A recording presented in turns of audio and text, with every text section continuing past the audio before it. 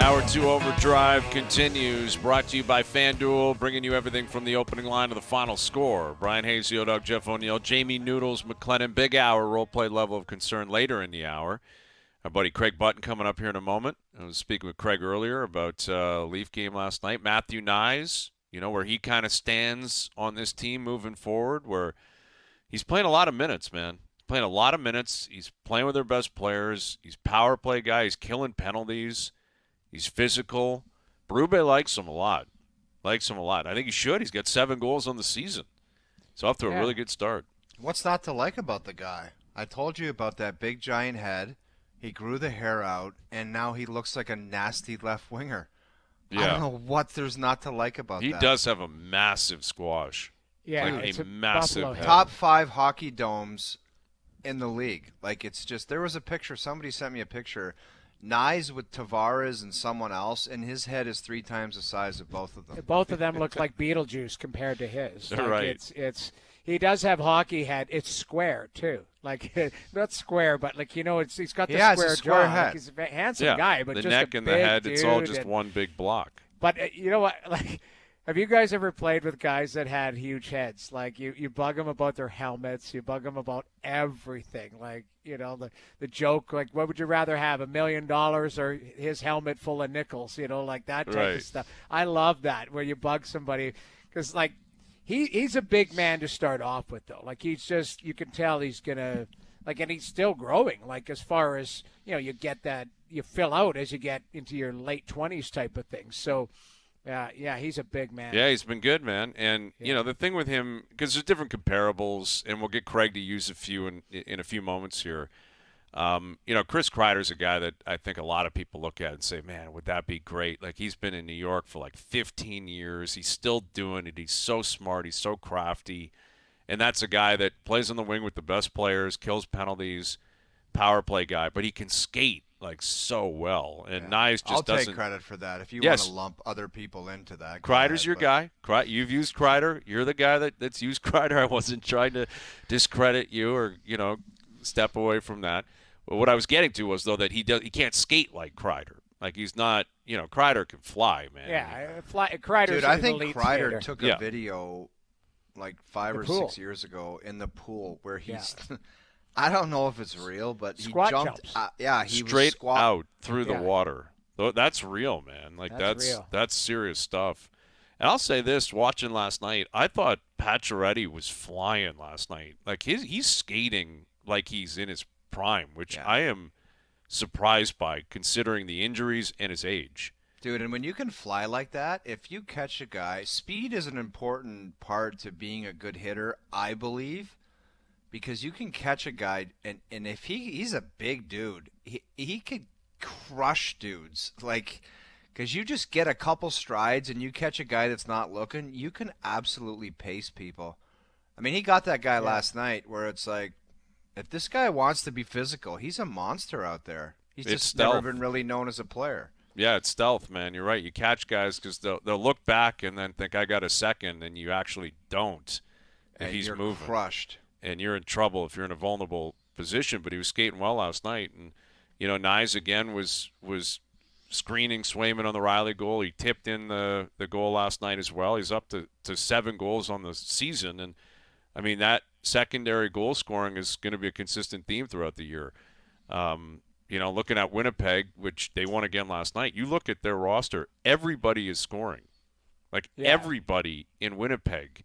Connor's got 9. Scheifele's got 7. Niederreiter, I think, has 7. Velarde's got 5. Perfetti's got 4. Appleton scored.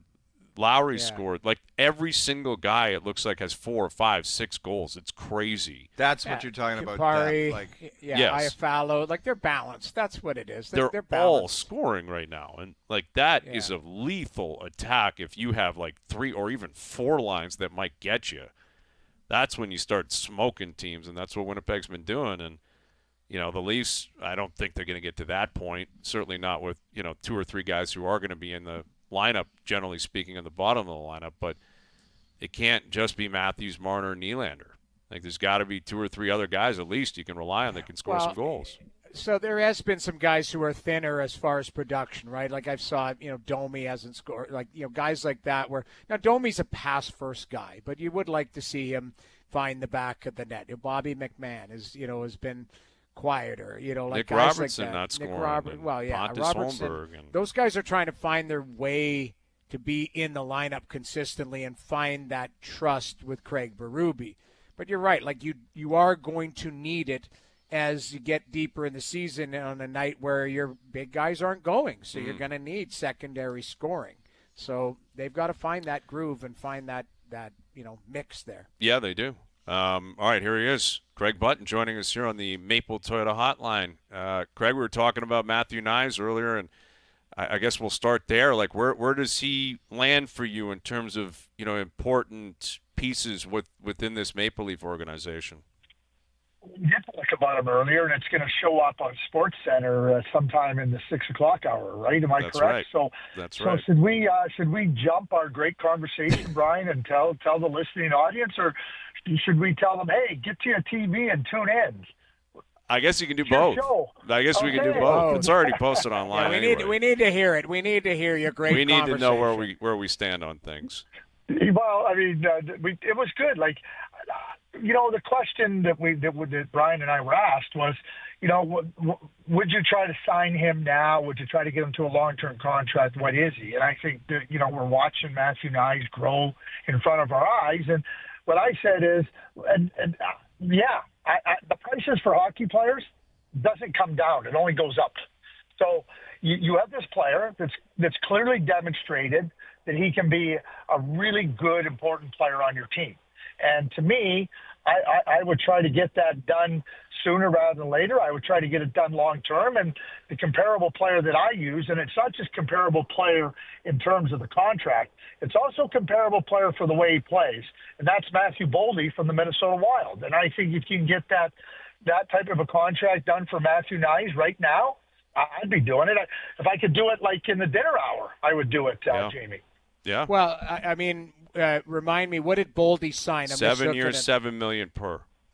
Yeah, I mean, I guess my question is, a hot start, like Winnipeg Jets like Cole Perfetti, but they bridged him. Like, if you feel like you're going to pay him, how much more would Matthew Knies get if he has, 2 good seasons of 30 goals? Does that make him, or 35 goals, does that make him an $8 million player, 9? Like, I don't think he's ever a double-digit player. But I guess I'm on the other side is, to me, I want to make sure that this is the player that you're getting. And you're right, Craig, you make a good point. They're not going to get cheaper, but you might find out exactly what he is and pay him accordingly. And that's the only thing is would it make sense for a bridge somewhere in there? Well, the other part of it, you want to try to go the bridge route. I don't know what Matthew wants. So I mean, I'm using a comparable. I'm using that as an idea. All I know is this: prices don't go down. Right. And I don't know. I mean, listen, Brad Treliving went through it with Matthew Tkachuk. Yeah. Matthew Tkachuk wanted a long-term contract. They weren't ready to do that, and then so they went short-term, 3 years, and then Matthew said, "Get me out of here." Yeah. That's the Well, that's listen. That's what happened. He wasn't. He showed up the day before the season started. Matthew was not very happy about that negotiation. So did Matthew want a long-term deal? Would he have signed a long-term deal, Craig? Yeah. No. That's not good. That's the whole not Matthew good. Tkachuk thing, he was peeved about the whole negotiation coming out of entry level. Yeah. Not the whole thing, but that was a major factor in it. And then here's the other part. You better be careful. Because the offer sheets look like they're back in play. And if I'm Matthew Knies and I'm sitting there and I'm representing him and you don't want to play ball with me, hey, like if he asks for $8.5 million right now, Jamie, I'm not okay. Listen, good luck. I'm not doing it. Well, like I said, I use the Boldy contract, but like based on what happened with Broberg and Holloway, listen, cap going up. Teams are looking for young players. No, better be careful. You make a valid point, but here's the other thing. We brought it up in the 4 o'clock hour, the grass being greener on the other side. Now, keep in mind, he gets to play with one of the best players on the planet in Austin Matthews and one of the best passers on the planet in Mitch Marner. If you put Matthew Knies with a different team that doesn't have as good of players in that situation, is he a top, maybe he's a top 6 instead of a top 3. Like, to me, he has the perfect situation. So you have to have that balance and make sure that it's a fit for you. Because if he goes to name a team, San Jose, who's passing him the puck?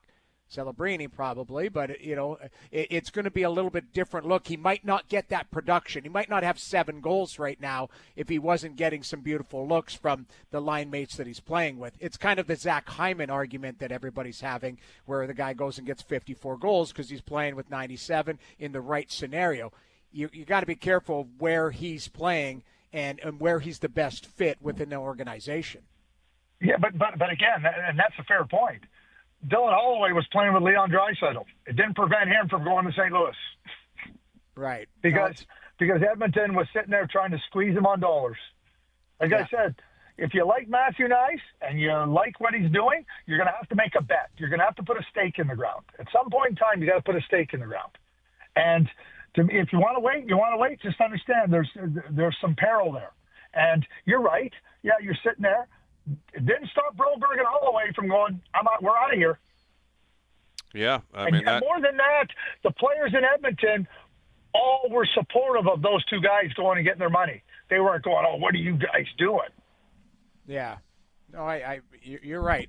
But he has to just. I guess my point is Dylan Holloway he's got a new place, and we hope he's all right. That was scary last night. Oh, but they say he's okay. I mean, they say everything checked out okay. But, you can't control those things when you're – I'm just saying, Matthew Knies, I'm just presenting a position, and that's what I'd be doing. Yeah, he's playing well. He's a good player, and he drafted, developed. He's big. He's got a kind of different way of going about his business on the ice, and it's a good start for him. And, the Leafs needed that win last night. And we've discussed this division a lot, where obviously Florida's kind of separated themselves as of now. It's early, but they're off to such a good start. Montreal's kind of bookending that at the other end, where they're not off to a great start. And I think it's forecasting where their season's going to go. But then you got Toronto, Tampa, Boston, Ottawa, Detroit, Buffalo, where Toronto, Tampa, Boston have consistently been good, consistently been a playoff team. Ottawa, Detroit, Buffalo have not made it in years. Collectively, based on what you've seen so far, Craig, each team's played 12, 13, 14 games. Do you have any reason to believe any of those top teams are going to drop out? And if so, which of the bottom teams are going to move up? Yeah, well, I mean, we sit here, right, and we watch and we see and we look at what teams do, and then we look at what teams don't do. Perfect example is Buffalo at the beginning of the season. Ottawa, goes into Buffalo on Tuesday night. I mean, it's like, really? Or this is what you're about? And I got to be honest with you, I'm not buying in on Boston. I'm out on Boston. Their defensive play last year was awful, and their goaltenders bailed them out. Their defensive play this year is worse, and I don't see enough offensive juice there. And so I see a team that you talk about trying to make some significant changes. I think that's a team that needs to make some. I don't like the way they play. I don't like what they have. I don't like their promise. They might be peaking right now, and that's scary. And so that being said, I'm not in on Detroit. Their goaltending's bailed them out. They've been an awful team in every other regard. They got wins because of their goaltending. And now it comes down to Buffalo and Ottawa. So pick your day on which team you think could make the push. Because neither one of them, when you go out, I mean, I know Halloween was last Thursday, but you go out on Halloween and you get like some kind of the thing wrapped in foil and you're not sure what it is. That's Ottawa and Buffalo. You're not sure what they are. Yeah. And that's evident last night. Noodles, you saw it up close and personal when the two of them, someone had to win the game, and Buffalo said, we'll take it. And coming into the year, I think there were some projections. Maybe you'd see 5 teams make the playoffs from the Atlantic. And now, if you think Boston's out and you don't believe in the other teams, maybe it's only 3, and 5 teams come out of the Metro, if that's possible. I mean, could you see that being the case now, Craig? Again, 6 weeks into the season or so. I got 4. Rangers, New Jersey, Carolina, and Washington. Mm-hmm. That's 4 in the playoffs right now that like are showing no signs of not being there. You have, you're trying to figure out, okay, who else could punch their way in there, right? Could it be the 4th team from the Atlantic? Could it be? But I think that there's 4 locked in from the Metro, right? And I'm not just talking about the present standings. I'm talking about the way they play. The like what they've shown, like they look like 4 good, solid teams. And so now, so if we give it to, Tampa Bay's been solid. Toronto, I like the direction Toronto's in. Florida, I just named 7 teams. Yeah. Now, who are you picking? Who's the one other team from that whole other big group? You mentioned, so it's Buffalo, Ottawa, Pittsburgh, Islanders. That's probably one of those 4, right? That's what it looks like to me, Jamie. Yeah. Don't feel Columbus great is about ahead of those any guys. of them right now. Dude. Columbus is ahead of them. I think Ottawa's the best of the group. And I'm biased, obviously. I watched them. But Tim Stützle's got 16 points in 11, 12 games. Like Brady Tkachuk's. I think they just need, to get more consistency in their game. Why can't they find that, though, Noodles? Like, what do you think needs to happen for them to – I said at the start of the show, I don't think there's a team that I've watched that has been outside of Winnipeg that has been rock solid consistently all season long. There's been peaks and valleys, bad goaltending, bad pockets of special teams. I don't know what it is, and maybe it's just more on focus this year, but it's just been a weird start to the season for me, where I think we all have usually seen separation of teams going, okay, that team's a rockstar team, this team's a rockstar team, and you kind of get it. You are seeing semblance of teams pushing through that. Maybe it is too early to be talking about it, but I've just seen way too much inconsistency through too many teams that should be good or are trying to be good. Guys, I'll say it again, and I don't mean to be rude saying this. The talent pool in the National Hockey League is watered down. There's 5 guys on every team that shouldn't be in the league, and they want to add 2 more teams. Give me a break. There's just not enough good players. 5 good players on every team. You load them up with money, and you see what else you can scrape together. That's why you're getting what you're looking at. A lot of parity. That's a good point, Jeff. Yeah, it is. And when you add expansion teams, and you're not bringing in top players from above, you're bringing in players that have been out of the league. If you want to expand 1 or 2 more teams, well, that's 46 more players that aren't in the league now that are coming up, or really young, inexperienced players that aren't going to help you win. And so, Jeff, to your point, you look and go, and you're right. There's every team has 5 or 6 good players, and now you're trying to cobble together other players to try to go, okay, will these players give us a chance, and that core group a chance to win? Yes. Craig, why do you think there's scrap heap signings every summer? Oh, Ekman Larson wasn't good in Van. We'll bring him down to Florida. We'll bring this guy. Maybe he's good on our team. Pacioretty, Suter, like Duchesne in Dallas. Suter, it's like there's a lot of scrap heap signings to try. Anyway, Craig, we had Barry Trotz. Can we play the JP if you have the Barry Trotz clip? Let's play that again. Can we play it for Craig? Listen to this, Craig. Good buddies with Barry, too. Right? Okay, let's play it. This is on 102.5, The Game in Nashville, on the tough start for the Predators and how their GM Barry Trotz may have to react to it. I'm trying to do some things right now. We will be limited a little bit because of some of the contracts that we do have. If we don't get it going, then I'm going to start our rebuild plan a little bit. What we did in the summer was, as I say, fantasy hockey until we become a good team. We do not become a good team, then we're going to see a lot more of our kids starting their process. What do you make of that? Calling for a potential rebuild in November. He's pretty honest. I don't know how much you know about, but Barry's really good friends with Garth Brooks. Mm-hmm. I think he should put that to a country music song. Yes. Like somehow, have Garth, put that thing. But here's the biggest thing. I mean, we all liked what Barry did. We all liked the fact that he went and was bold in adding Stamkos and Marchessault. What he hasn't done is added a frontline center. Like, you can have all the great wingers in the planet.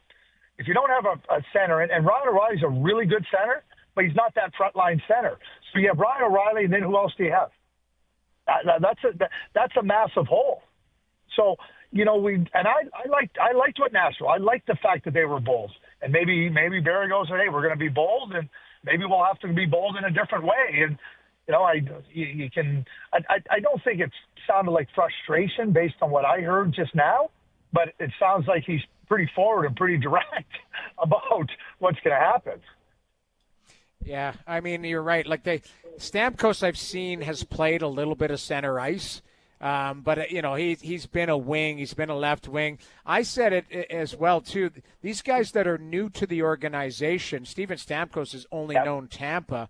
It takes a while to settle in. He's been the trigger man on the power play. Well, that's Philip Forsberg's spot. And guess what? It's Jonathan Marchessault's job to do that. It was in Vegas. Like, to me, good players, you've got to place them in a situation to have success, but they've got to be able to adapt. And it seems like Barry went and got some good players, but they're still trying to figure out where they fit within that team structure. And they might have thought that it could happen a little bit quicker. I mean, Stamkos and Marchessault. Stamkos grew in Tampa Bay. We know he became a great player. Marchessault grew in and now, you get the players, but adapting, settling in, trying to grow within that group. And they got some young players in there that they're trying to, okay, here, you're going to get more opportunity. You're going to be playing with better players, but there's a lot that has to mesh together. And maybe it's going to take a little bit longer, but maybe Barry doesn't have the patience for it to take a little bit longer. Well, yeah, last year he stamped out their trip to MSG Sphere, and they went on a run. So who knows what he's going to do this year. Craig, before we let you go, I've got to bring this up. Last week I was off the show and then on the show, and the guys brought up the Team Canada list that you and MJ did. I've got just one honest question. It's a yes or no, and you can even hang up if somebody is pressuring you. But did the Quizmaster bully you into putting Chris Tanev as number 7 on that list for Team Canada? Yes Not or at no? all. Not one bit. Straight no. No, that was Mike. If you go on with what we did there, okay. And, we went through the process of picking the team and everything, and we went back and forth, and then Mike brought up, he goes, an interesting, out of the box. Mike said an out of the box. He said Chris Tanev, and he went through the reasons why, and we went through back and forth in selecting the team where he agreed with me and I agreed with him, and we made some swings and not swings, some switches. But that's what ended up out with Chris Tanev. And I agreed. I said, that's interesting. We know there's other defensemen there, but there was no pressure from the Quizmaster. He's too busy.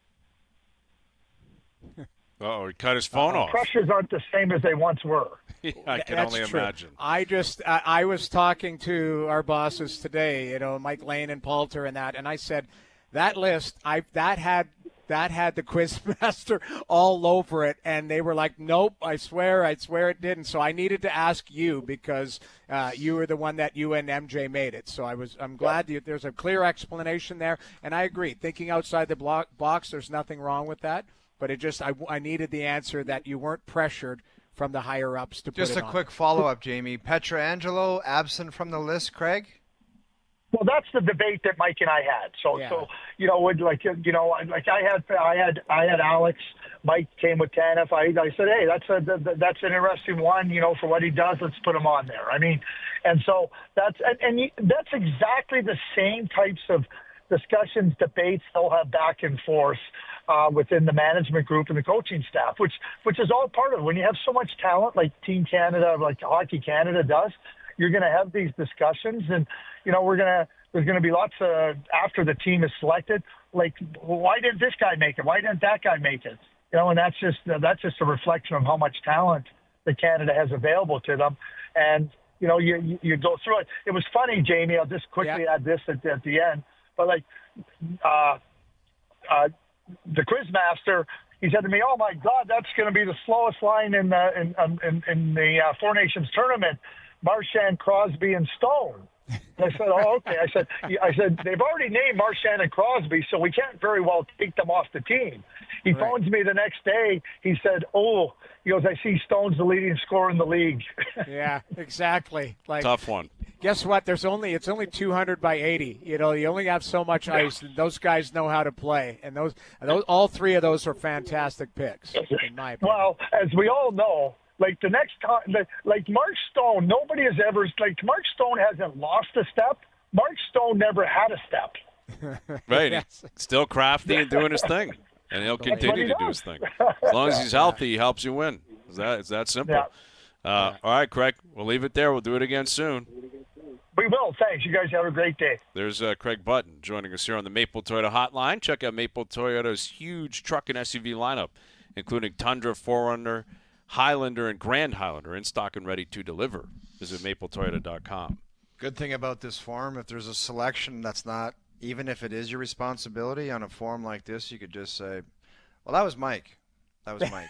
That's exactly right. Just through MJ Anything right that's a under the little bus. off kilter and you're questioned on a show like this or anything, you just say, Yeah, that was Mike. That was Mike.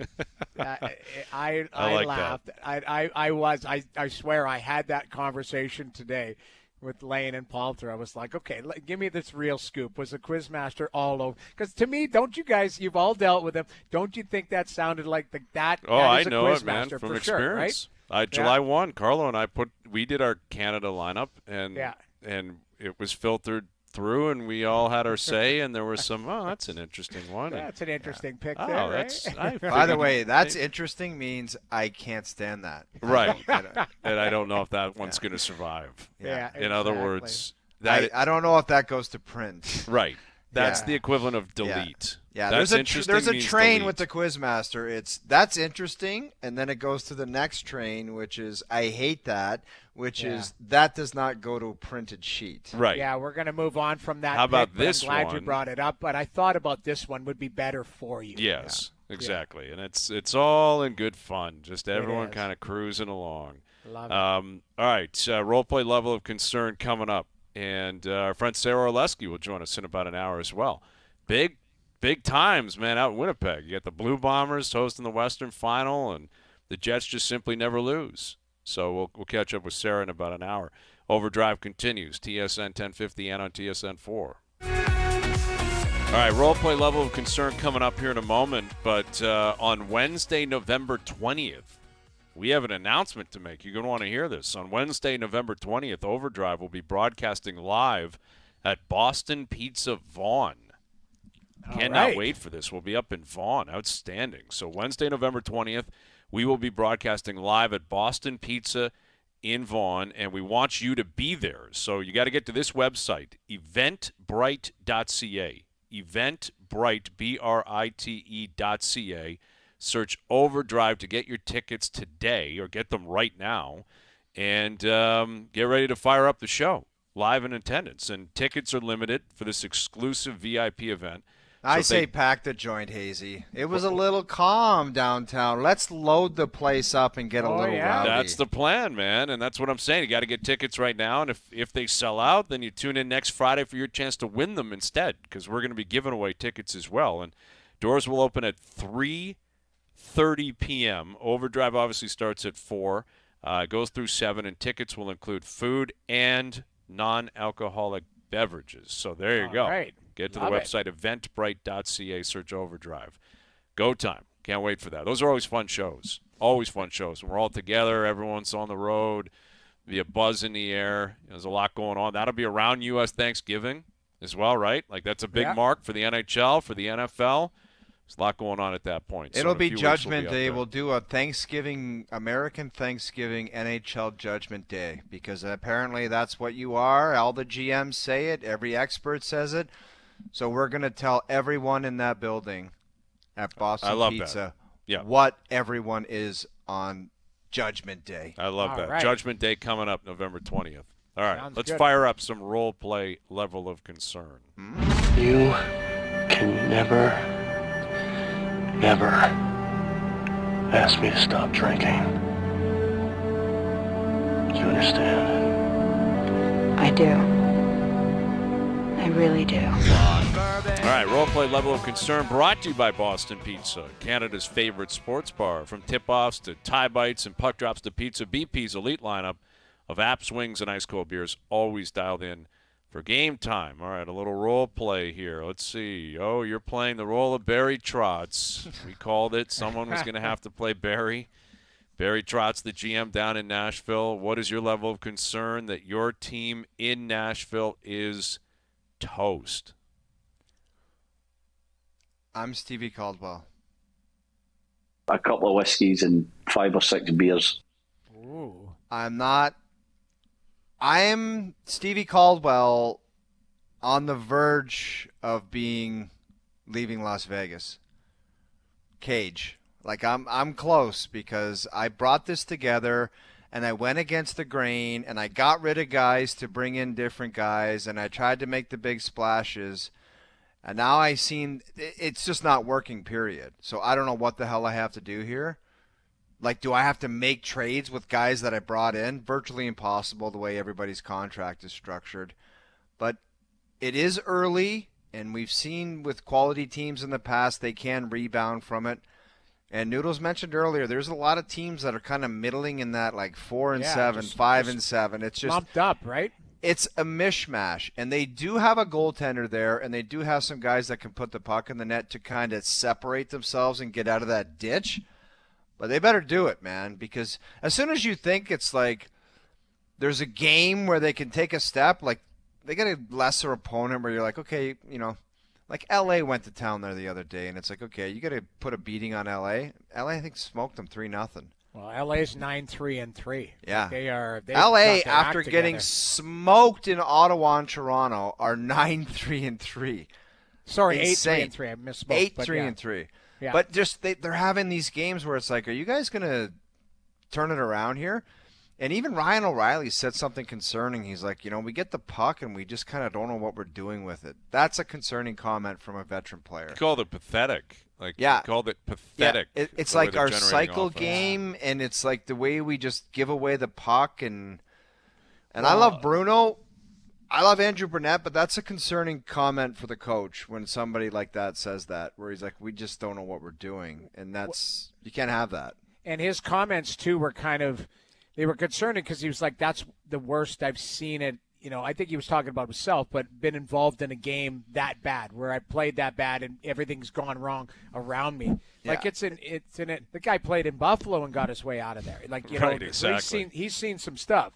Yeah. And it's one thing for one guy to be feeling like that, but to have several lines going out there and chopping the puck into a triangle, it's not good. And that's the issue for the coach is in the salary cap era.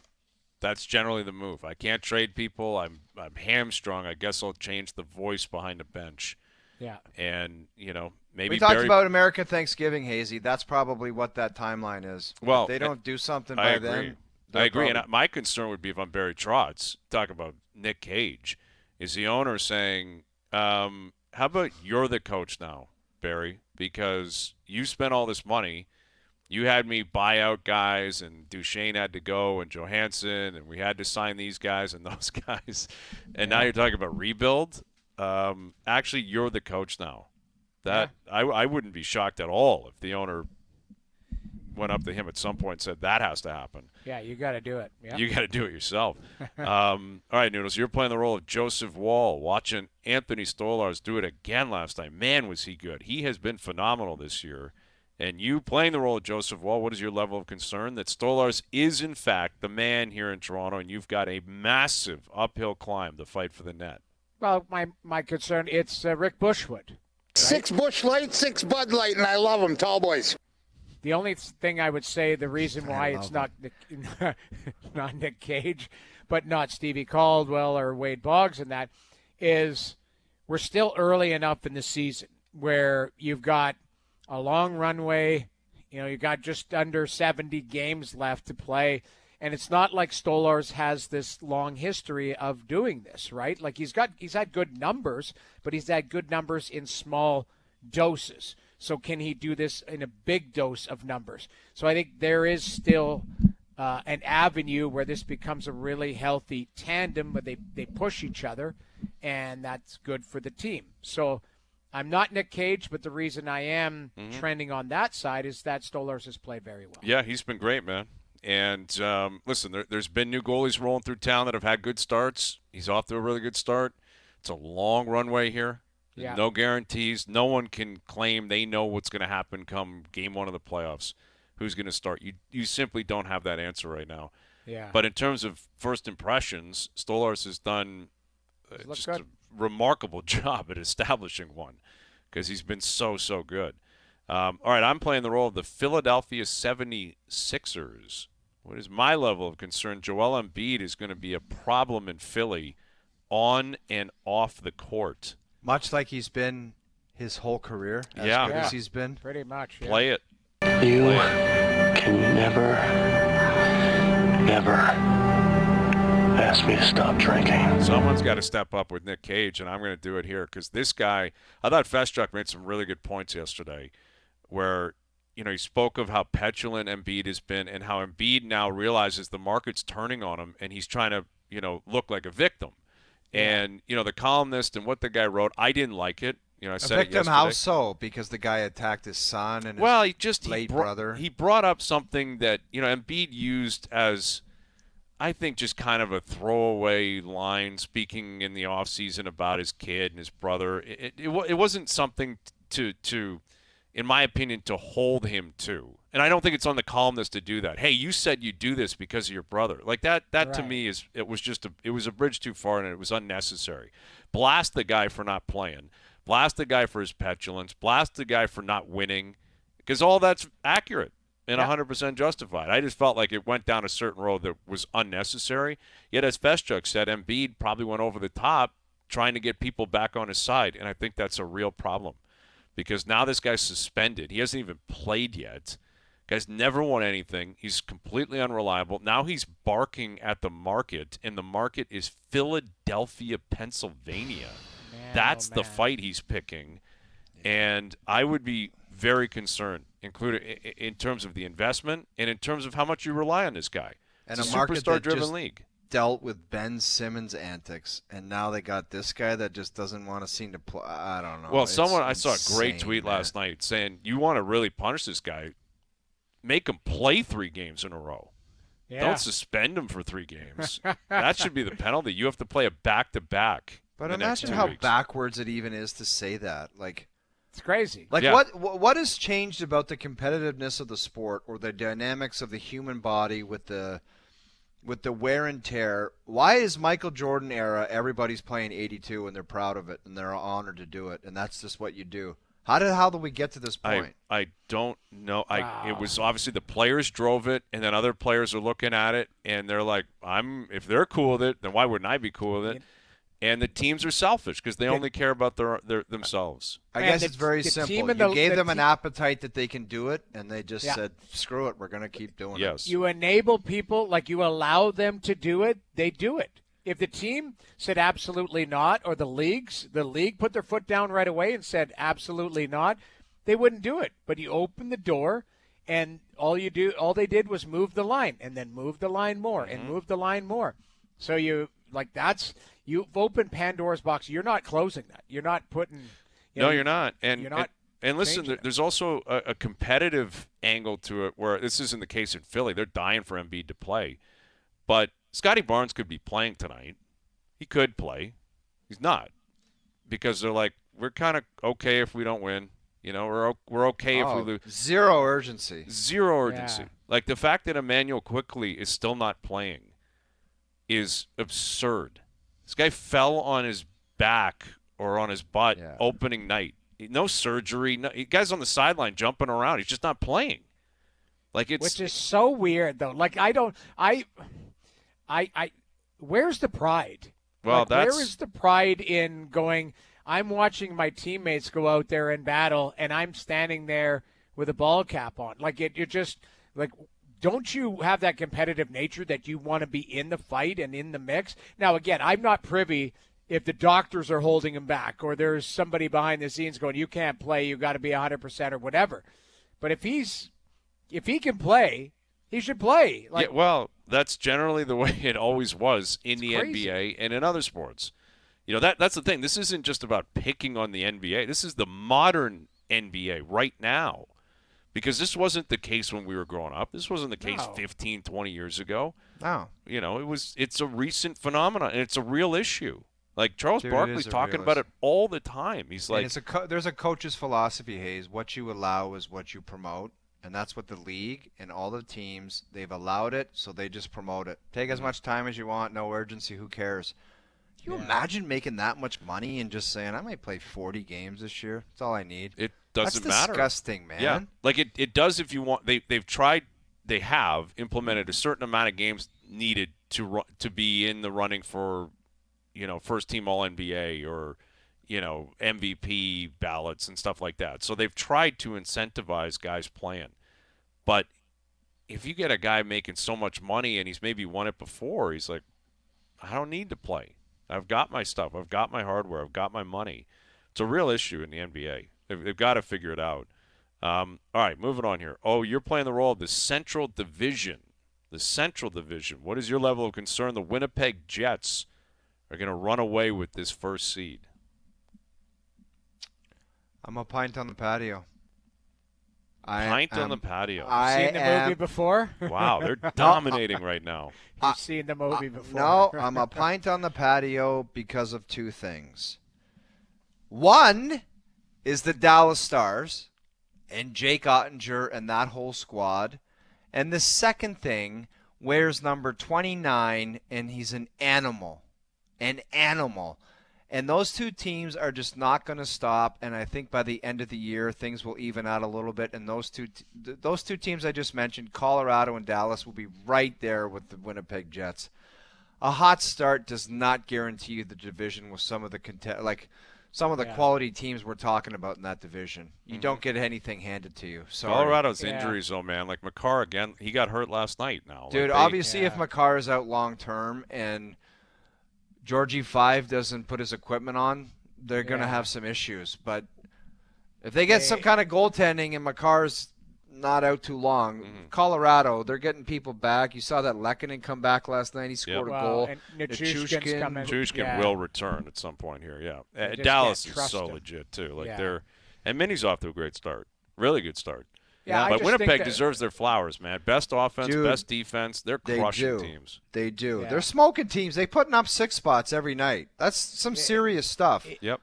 They deserve it.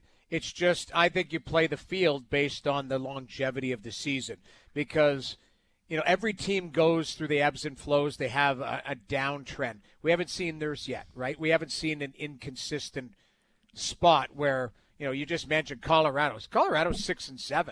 Like they had a terrible start, and then they've dug out, but they've got injuries. Like every team has gone through some sort of adversity or pocket where you haven't really loved their play in a weekend or in a week or something. Yeah, that Makar injury is concerning because you don't know what it is, and we're not doctors. But if he's not out any long term, I mean, that guy he's a rock star. Oh my God! Yeah, if he's guys, playing, if I was Chevy with the Jets, the only way that I would change a thing. I think there's something to be said for some years to just say, screw it, that's our team. See what we do in the playoffs. The only way I would do anything at the deadline or try any kind of Jimmy Rutherford move where you add somebody early, if it's an absolute stud. Monahan, Toffoli, good players, but I'm going big game hunting, stud muffin hunting. That's it. That's the only way I'm going to add a player to that lineup. It's got to be like a real stud that's on the last year of his deal on a garbage team. It's the only way. Well, I mean, listen, we'll get to that bridge at some point. We'll cross it. We'll see if Winnipeg does it. We'll see if they're gun shy because they paid what they paid in the past and it burned them. It's crazy the prices for players. And like I said, I love Toffoli. I love Monahan, but I'm not blowing it out. I'm blowing it out for a Jason Strudwick type of an asset. A Strud Muffin. That's what you're looking for.